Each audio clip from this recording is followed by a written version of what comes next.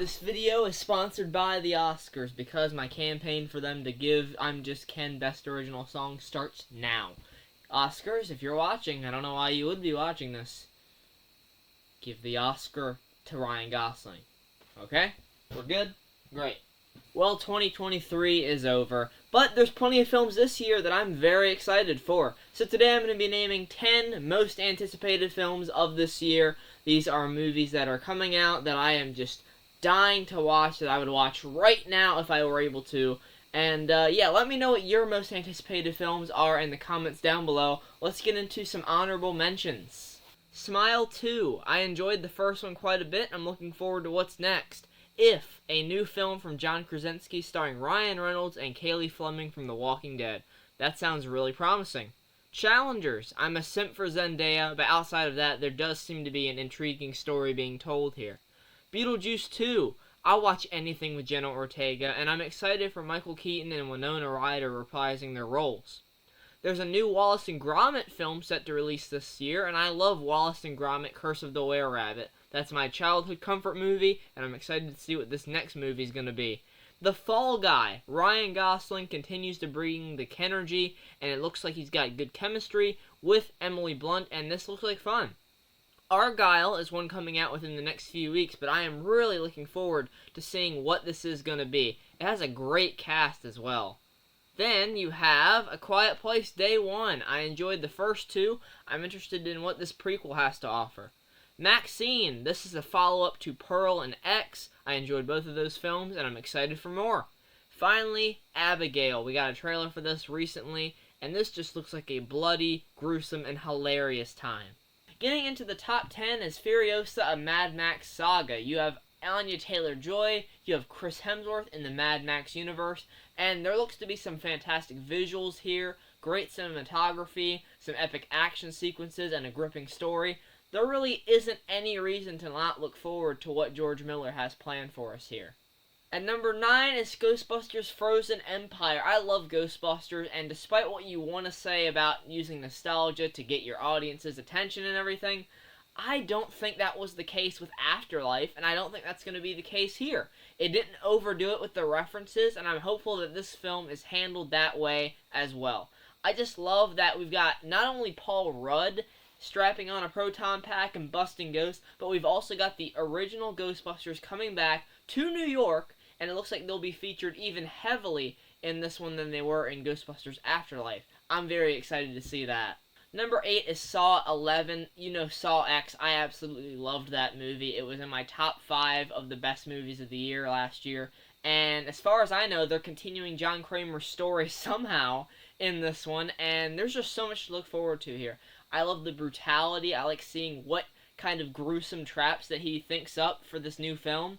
And especially if you have Hoffman returning, because he did in the after credits scene of Saw X. If he returns for this movie as a major role, this might be one of the best installments in the franchise yet. Number 7 is Mickey 17. In 2019, Bong Joon-ho gave us Parasite. It won Best Picture, and now he's giving us this film starring Robert Pattinson about a man whose body regenerates each time he dies, but with each regeneration, he still has memories from his past iterations. That premise alone has me very intrigued and excited to see this movie. It doesn't have to be another Oscar contender. It can just be an epic sci-fi thriller if it wants to. Either way, I have to hope that this is going to be one of the best in the year. Number 6 is The Bike Riders. This was supposed to come out last year, but got moved to this year. But based on the trailer we got, this is going to be something special. You have Austin Butler, Tom Hardy, Michael Shannon, Norman Reedus of The Walking Dead. They're in there. They are bikers. They have, there's a love story in there that's going to create conflict between Austin Butler's character and the rest of the gang. And I can't wait to see where this movie goes, because if the story is already grabbing me from the trailer, which it was, I know it's going to be something really gripping once we get the film itself. Number 5 is Nosferatu. Robert Eggers comes back after directing The Witch, The Northman, one of my favorite movies of all time, The Lighthouse. So I'm just so excited for anything this guy works on. Apparently he's been wanting to do this for years, so that makes me even more excited. This is going to be a really badass take on this story, I can already tell. They've got Willem Dafoe coming in as this vampire hunter. Nicholas Hoult is in this one. And then to cap it all off, Bill Skarsgård is playing Nosferatu himself. If you've seen the 2017 It remake, you know this man is going to be crazy in this role because he knows how to be creepy. He has those weird, obscure, unsettling faces. He knows how to give those for the camera, and I just can't wait to see this performance and this movie. Number 4 is Ballerina. This is a film that we haven't gotten any trailers for, any images, anything. But this is Ana de Armas in the John Wick universe. Basically, she's seeking revenge for the death of her family. At least that's what the synopsis on Letterboxd says. You can check out my Letterboxd account in the description below.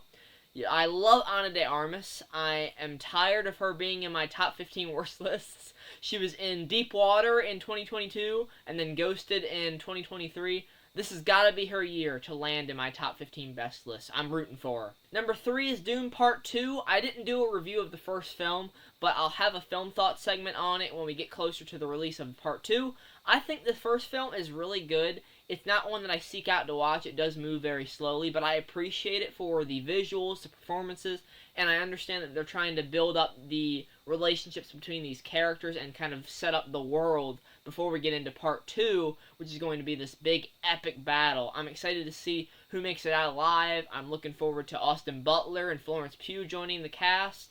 Zendaya is going to have a major role in this one, unlike the last one. And it just looks like a spectacle to be seen on the big screen. I'm looking forward to that. Number 2 is Deadpool 3. I love the first 2 Deadpool films, and while Disney is taking over ownership of the character, I am hoping that they do him justice in this.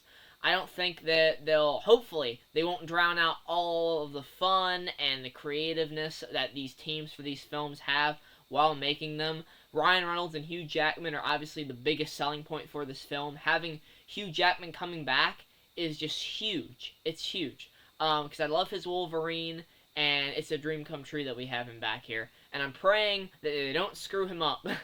I don't need this to be a cameo central movie. I don't need this to be anything like that. I don't need it to drown out everything with the MCU's tired multiverse stuff. I'm getting sick of that, frankly. But as long as this is as fun and as crude as the past 2 films, I will be satisfied. But my most anticipated movie of 2024 is Joker Folie à Deux, or Madness for Two, as I like to call it. Joker is literally one of my top 5 favorite movies of all time. I love Joaquin Phoenix's performance. Todd Phillips does a great job directing. And this movie is what really, got me into reviewing more films and kind of broadening my view to, thrillers and indie films and stuff like that. Because it was just so different for a comic book movie. You know, we've seen the guys punching each other in capes and blasting each other with lasers. This is something dark. This is something new. And I just can't wait to see where this sequel goes. I wear the vest from Joker on Media Dumpster, if you've seen those episodes. And I've been looking forward to the sequel for just so long, man. I know it was announced that this is going to be a musical, and yes, that is a weird direction to go after Joker shot and killed a man on live TV in the last film. But I have high hopes that they're going to stick the landing here. You got Lady Gaga coming in as Harley Quinn. I'm excited to see her and the Joker's chemistry and their individual arcs. And yeah, this is going to be something amazing. Man, I wish it was here right now. So nothing can kill my hype for this. So that makes it my most anticipated film of 2024. Like I said at the beginning, leave your most anticipated films of 2024 down in the comments below. Tell me what you're looking forward to. Even something that you're not looking forward to, like me. I'm not looking forward to watching Winnie the Pooh, Blood and Honey 2, whatever they're calling it. Also, there's Bambi the Reckoning and Mickey's Mouse Trap. It's a Mickey Mouse horror movie. As if I didn't have enough movies to cover on Media Dumpster this year. Alright guys, take care, and I'll see you guys in the next one. Bye.